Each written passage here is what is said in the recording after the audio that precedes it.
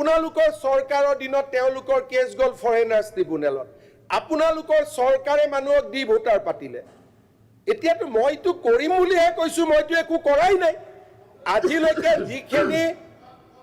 দি vote হোৱা নাই আপুনি ইমান অভিজ্ঞ ইমান জানে আপনি কওকচোন দি ভোট কেতিয়া হৈছে আপনি ভালকে জানে দি ভোট হৈছে হোৱা নাই অসমত আটাইতকৈ দি ভোটাৰ অসমত আটাইতকৈ বেছি দুই ভোটাৰ 2001 চনৰ পিছত হৈছে কাৰণ ময়ে আছিলো নহয় Please sit down. Disturb why? Honorable member, please sit down. 90 Please. আজি যেনে কেজিপি গভৰ্ণমেণ্টৰ দিনত Please sit down, honorable member. আজি Let the যেনে answer complete. আজি যেনেকে আমি যাক সহায় কৰিব লাগে তাক সীমাৰ বাহিৰত গৈ যেনে তেনে সহায় কৰি দিলো কংগ্ৰেছক বাধা দি ৰাখিছিলো নেকি আমি জানো সীমাৰ বাহিৰত যোৱা কথা নহয় স্যাৰ সংবিধান সংবিধানৰ শপত লৈ চবে কৰি আছো কিয় সীমাৰ বাহিৰ Please. মই সংবিধানৰ এইটো কি শব্দ বাহিৰটো কেনেকুৱা কথা পাতিবৰ কাৰণে অধিৱেশন পাতিলে আপোনালোকে নোট কৰিলে কথা পাতিলে নে ইয়াৰ লগত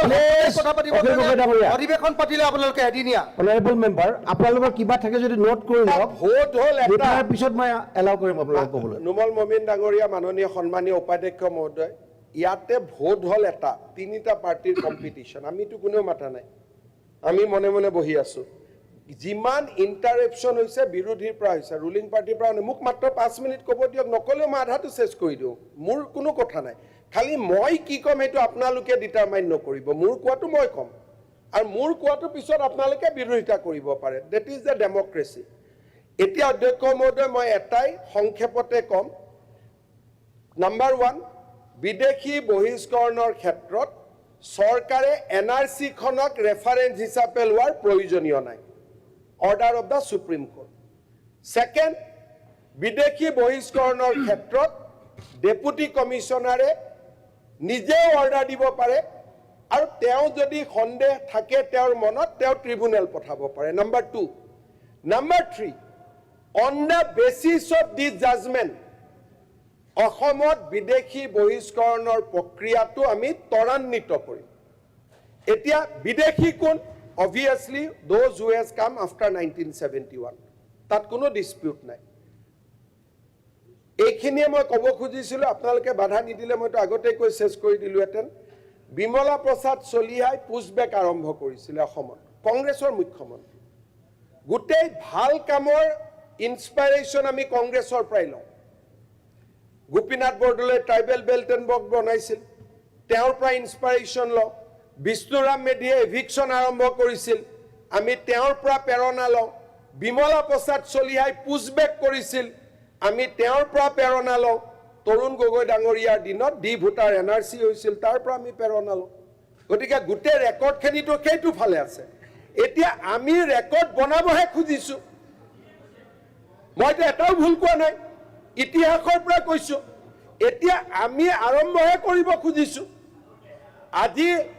বিষ্ণুৰাম মেধিয়ে যিমান এভিকশ্যন কৰিছিলে হিমন্ত বিশ্ব শৰ্মাই তাৰ 10% টো কৰা নাই গোপীনাথ বৰদলৈ যিমান ট্ৰাইবেল বেল্ট এণ্ড ব্লক বনালে মই এটাও বনাব পৰা নাই লাগিহে আছো micro tribal belt and block বনাবৰ কাৰণে মই পাৰাই নাই আৰু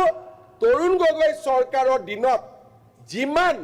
মুছলমান মানুহে কোৰ্ট কাছাৰীত যাব লগা হৈছিল ট্ৰিব্যুনেল খেদা খেদি বৰ্ডাৰ পুলিচ যোৱা 5-6 বছৰ এনআৰসি হৈ থকাৰ কাৰণে সকলো শান্তিতে আছে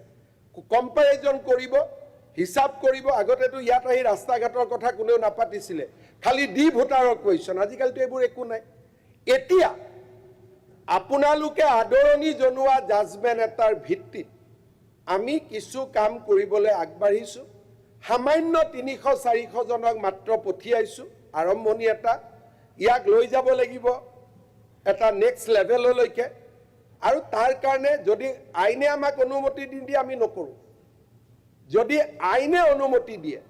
ডেফিনেটলি আমি কৰিম আৰু সেই কাৰণে মই আগতে উত্তৰটো এটা শব্দত সামৰিছো বিদেশী বহিষ্কৰণৰ ক্ষেত্ৰত এই চৰকাৰখন দায়বদ্ধ আইনে দিয়া দেৱব্ৰত শইকীয়া ডাঙৰীয়া সংবিধানৰ কথা কৈছে গতিকে মই সংবিধানে ৰিপিট কৰিম যে সংবিধান আৰু আইনে প্ৰদত্ত কৰা প্ৰতিটো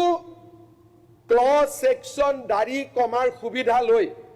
অসমখনৰ পৰা আমি বিদেশী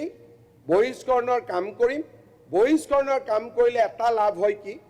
যিমান মানুহ আছে বহিষ্কাৰ কৰি আমি শেষ কৰিব নোৱাৰোঁ। ইয়াৰ পৰা যেতিয়া যায় তেতিয়া বাংলাদেশত এটা মেছেজ হয় যে অসমত আৰু নাযাবি দেই, ভাৰতত আৰু নাযাবি দেই। It act as a deterrent. এতিয়াও যে গোটেই ভাৰতৰ পৰা আমাৰ কেন্দ্ৰীয় গৃহমন্ত্ৰী ডাঙৰীয়াৰ নেতৃত্বত, মই সেই সংখ্যাটো দিবই খোজা নাই, যে গুজৰাট ৰাজস্থানত যোৱা বহুত মানুহক অসমেদি আমি পুছবেক কৰিছোঁ, বহুত মানুহক। ডেট নাম্বাৰ মই দিব নোখোজোঁ, কাৰণ BSF কৰিছে, আমি মাত্ৰ ফেচিলেট কৰিছোঁ। ডেট নাম্বাৰ ইজ হিউজ, বহুত ডাঙৰ অংক এটা ইয়াত আছে সোমাই, কিন্তু মই অথৰাইজ নহয় কাৰণে ক'ব খোজা নাই। But this is being facilitated by Assam government.